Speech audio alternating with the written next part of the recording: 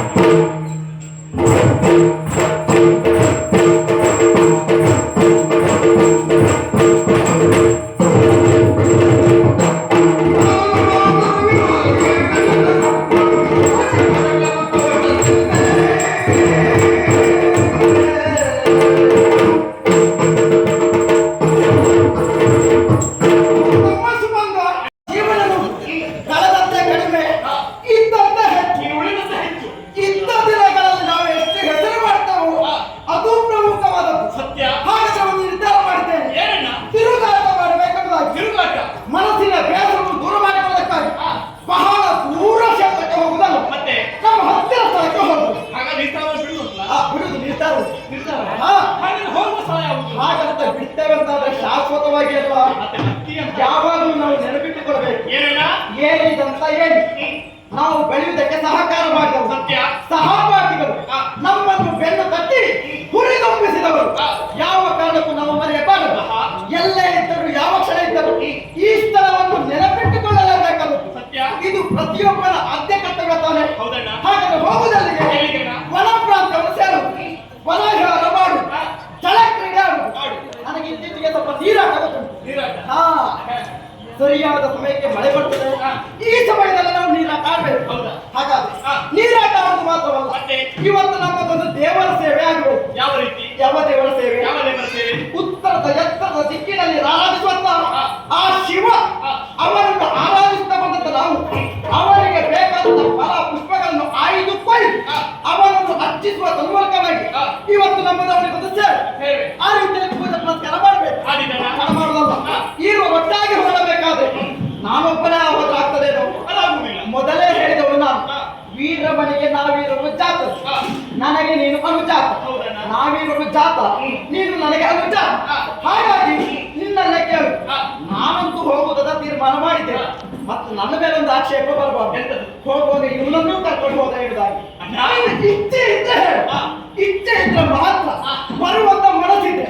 ಆಮೇಲೆ ನನ್ನ ಆಕ್ಷೇಪ ಮಾಡಬಾರ್ದು ಹೇಳಿದ್ದೇನೆ. ಆವಾಗ ಚಿಂತೆ ಮಾಡುವಂತ ಅಗತ್ಯವೇ ಇಲ್ಲ. ಈ ಕ್ಷೇತ್ರವನ್ನು ಬಿಟ್ಟು ಮತ್ತೊಂದು ಕ್ಷೇತ್ರಕ್ಕೆ ಹೊಂದಿ ಅಂತ ಅಲ್ಲಿ ಇಲ್ಲಿರುವುದಕ್ಕೆ ನನಗೂ ಮನಸ್ಸಿಲ್ಲ. ಯಾಕೆ ಹೇಳು? ಅಹಂಕಾರದಿಂದ ಹೇಳಬಾರದು. ಖಂಡಿತವಾಗಿಯೂ ಅಲ್ಲ. ಸಂತೋಷವಾಗಿ ಹೋಗಿ. ಇಬ್ಬರು ಜೊತೆಯಾಗಿ ಬೆಳೆದವರು ನಾವು. ಹಾ. ಆಟದಲ್ಲಾಗಿರ್ಬೋದು, ಪಾಠದಲ್ಲಾಗಿರ್ಬೋದು, ಕೂಟದಲ್ಲಾಗಿರ್ಬೋದು. ಮನದಾಟದಲ್ಲಿ ಹೇಗೆ? ಇಬ್ಬರು ಜೊತೆಯಾಗಿ ಇದ್ದದ್ದು. ಮತ್ತೆ? ಅರೆ ಕ್ಷಣದಿಂದ ಬಿಟ್ಟು ನಾನಿದ್ದವನಲ್ಲ, ಹಾ. ನನ್ನನ್ನು ಬಿಟ್ಟು ನೀನಿದ್ದವನಲ್ಲ. ಹಾ. ನೀನು ಎಲ್ಲಿಗೆ ಹೋಗು, ಹಾ. ನಿನ್ನ ಬೆನ್ನನ್ನ ಸರಿದು ಹಾ. ನಾನು ಬರುವುದು. ನಾವಿಬ್ಬರು ಹೋಗ್ತೇವೆ. ಹಾ. ಶಂಕರನು ಹೊಂದಿರಲಿ.